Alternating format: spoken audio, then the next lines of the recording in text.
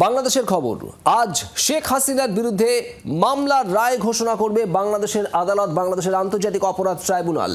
গত বছর জুলাইয়ে বাংলাদেশের ছাত্র জনতার আন্দোলন, সেই সময় মানবতা বিরোধী অপরাধ অর্থাৎ জুলাই আন্দোলনের সময় গণহত্যা, হত্যাকাণ্ডের অভিযোগ রয়েছে সেদেশে তৎকালীন প্রধানমন্ত্রী শেখ হাসিনার বিরুদ্ধে। আজ ওই মামলার রায় সরাসরি সম্প্রচার করা হবে বাংলাদেশের আন্তর্জাতিক অপরাধ ট্রাইব্যুনালের এজলাস থেকে। অন্যদিকে আওয়ামী লীগ গোটা বাংলাদেশকে স্তব্ধ করার হুঁশিয়ারি দিয়ে রেখেছে। রবি এবং সোমবার, গতকাল এবং আজ লকডাউন কর্মসূচি ডেকেছে আওয়ামী লীগ বাংলাদেশ জুড়ে। একাধিক জায়গা থেকে পরিস্থিতি উত্তপ্ত হওয়ার খবর, বিভিন্ন জায়গায় পেট্রোল বোমা চার্জ করার খবর, বেশ কয়েকটি গাড়িতে আগুন ধরিয়ে দেওয়ার খবর এসেছে গতকাল।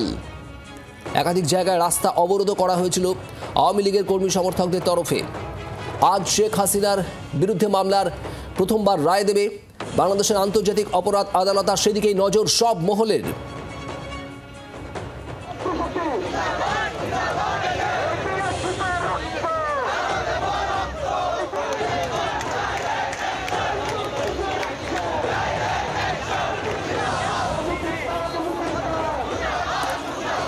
মমিতা চক্রবর্তী আমাদের প্রতিনিধি রয়েছেন আমাদের সঙ্গে। মমিতা, আজ শেখ হাসিনার বিরুদ্ধে যে রায় ঘোষণা হবে তার আগে সব মিলিয়ে বাংলাদেশের আবহ পরিস্থিতি একটু জানতে চাইব।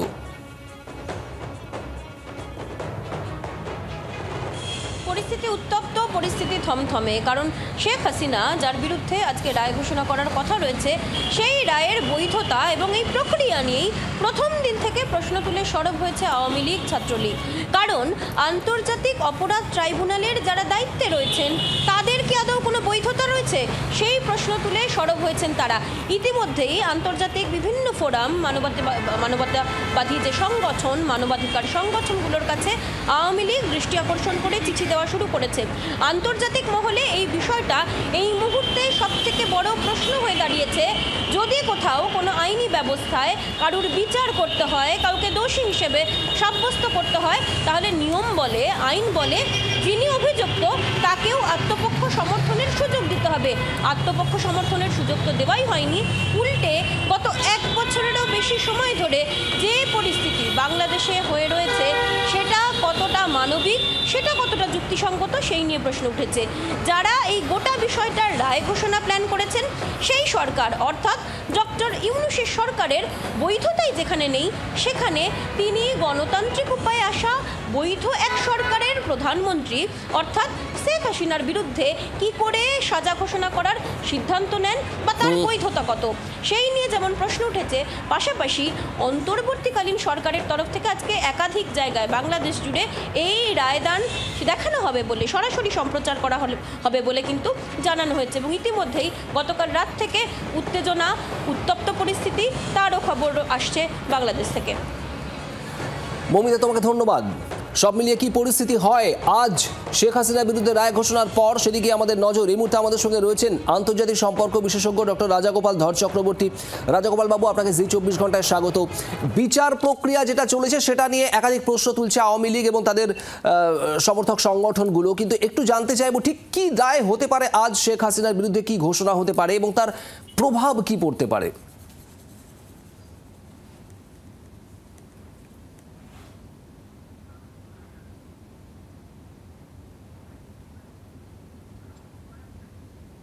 আপনি শুনতে পাচ্ছেন রাজাগোপাল বাবু? অডিওয়ে সম্ভবত কোনো সমস্যা হচ্ছে, আমরা কথা বলবো। তার আগে আপনাদের জানাই, আজ শেখ হাসিনার সাজা ঘোষণা।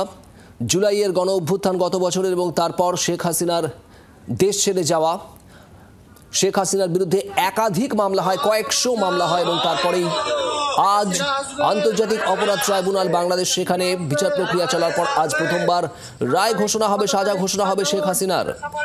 শেখ হাসিনার সর্বোচ্চ সাজার পক্ষেও সওয়াল করা হয়েছে বাংলাদেশের আদালতে, একাধিক সওয়াল।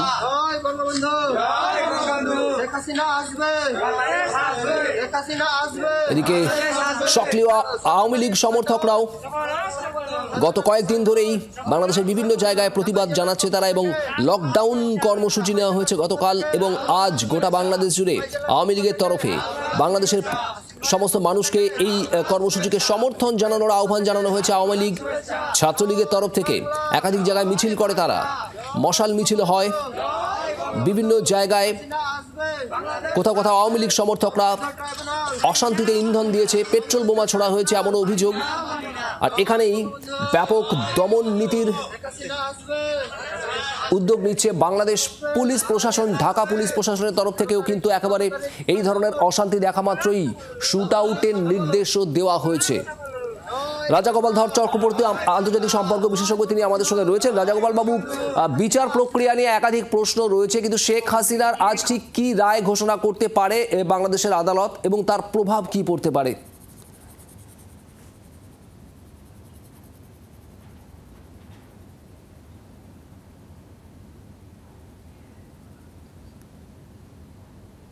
শোনা যাচ্ছে রাজাগোপাল বাবু? একটু শোনাতে একটু অসুবিধা হচ্ছে, তবুও যেটা প্রশ্নটা করেছেন যেটা আমি ডিস্টারবেন্স আসছে, আপনি বলুন, আপনার কথা আমরা স্পষ্ট শুনতে পাচ্ছি। আচ্ছা ঠিক আছে। না দেখুন, যে ইন্টারন্যাশনাল আন্তর্জাতিক যে ক্রাইমস ট্রাইব্যুনাল যেটা বাংলাদেশে রয়েছে, তার এখতিয়ার কি আছে না আছে সেগুলো বাংলাদেশে খুব একটা গুরুত্বপূর্ণ নয়। ব্যাপারটা হচ্ছে যে সে দায়িত্ব নিয়েছে, সুপ্রিম কোর্ট যদি খেয়াল করেন, সুপ্রিম কোর্ট আর্মিকে অর্ডার দিয়েছে যে পুরো ট্রাইব্যুনাল অফিসের সামনে তোমরা মজুদ থাকো।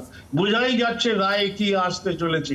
বাংলাদেশে এখন পাকিস্তানে যেমন মুনির শাসন চলে, বাংলাদেশে ইউনুস শাসন শুরু হয়ে গেছে বাংলাদেশ টাইমের অনুযায়ী। আর মনে হয় যে আজ শেখ হাসিনার মৃত্যুদণ্ড আর মনে হয় কিছুক্ষণের মধ্যেই সেটা ওরা ঘোষণা করবে, এরকম স্বাভাবিক। কেননা সেখানে আওয়ামী লীগকে যারা ব্যান করেছে তারা মনে করছে যে আওয়ামী লীগ এবং তার যে পিতা, যিনি আওয়ামী লীগের যিনি প্রতিষ্ঠাতা, যেভাবে বাংলাদেশে গণতান্ত্রিক শাসন ব্যবস্থা চালু করেছিলেন প্রজাতান্ত্রিক ধর্মনিরপেক্ষ, সেই শাসন ব্যবস্থা বাংলাদেশে মৌলবাদীদের বিরাট ভাবে আঘাত করছে। এখন তারা উঠে পড়ে লেগেছে কি করে শাস্তি দেওয়া যায়। এবং আমরা দেখলাম যে লকডাউন আওয়ামী লীগ ঘোষণা করেছিল, কিছু ঘটনা ঘটলো, কিন্তু ব্যাপক প্রতিক্রিয়া আমরা সেভাবে দেখিনি।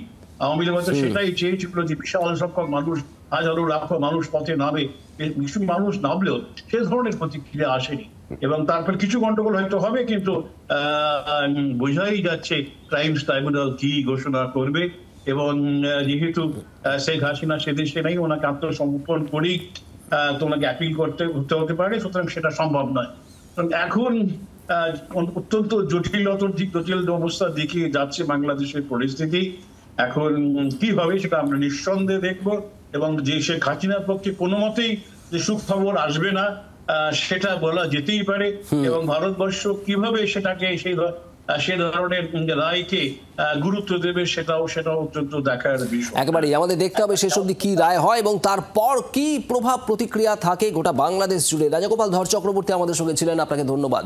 আর এদিকে এই সব কিছুর মধ্যেই আবারও অডিও বার্তা দিয়েছেন শেখ হাসিনা। কি বলছেন তিনি?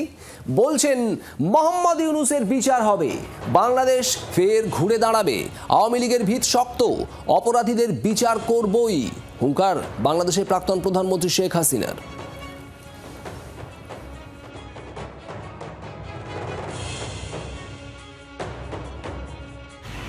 আমাদের যে কর্মসূচি, আমি আশা করি এই কর্মসূচিও বাংলাদেশের মানুষ এটা পালন করে এই সুদখোর খুনি জঙ্গি ইউনূস আর তার সাথে এই যারা দোসর তাদেরকে দেখিয়ে দেবে যে বাংলাদেশ জানে কিভাবে তাদের দাবি আদায় করতে হয়, কিভাবে বাংলাদেশ ঘুরে দাঁড়াতে পারে। অন্যায় অবিচার যারা করে তাদের বিচার একদিন বাংলার মাটিতে জনগণই করবে। বেঁচে থাকবো, দেশের মানুষের কল্যাণ আবার করব, আর এই অপরাধীদের বিচার ইনশাল্লাহ বাংলার মাটিতেই করব। আজকে যেভাবে আমাদের নেতাকর্মীরা নির্যাতিত হচ্ছে, বাচ্চারা স্কুলে যেতে পারে না, তাদের পড়তে দেয় না, ছাত্রছাত্রীরা পড়াশোনার সুযোগ পাচ্ছে না, আমার বিরুদ্ধে মামলা দিয়েছে। আপনারা জানেন যে সেই কোর্টে চিফ প্রসিকিউটর আমার বিরুদ্ধে যে সমস্ত অভিযোগ এনেছে তা সবই তো মিথ্যা। একটা কোর্টে দাঁড়িয়ে কেউ যদি মিথ্যা অভিযোগ দেয় তা তার বিরুদ্ধে কিন্তু মামলা হয় এবং একসময় হবে। বাংলাদেশের অস্থির অরাজক পরিস্থিতিতে আজ শেখ হাসিনার বিরুদ্ধে রায়, পাল্টা সুর চড়িয়েছে আওয়ামী লীগ। নির্বাচন আওয়ামী লীগ ছাড়া কোনোভাবেই হবে না, জি 24 ঘন্টাকে এক্সক্লুসিভ জানিয়েছেন ছাত্রলীগ সভাপতি সাদ্দাম হোসেন।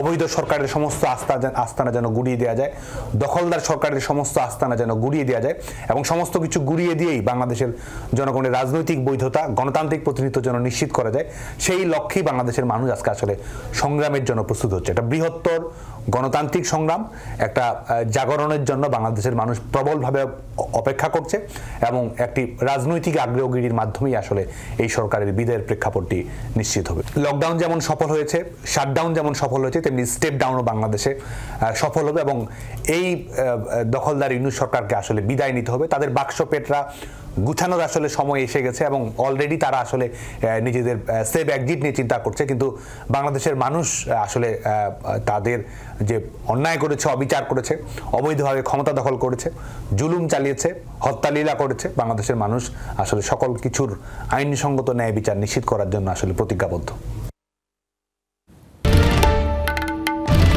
বাংলার আওয়াজ, বাঙালির আবেগ, জি 24 ঘন্টা।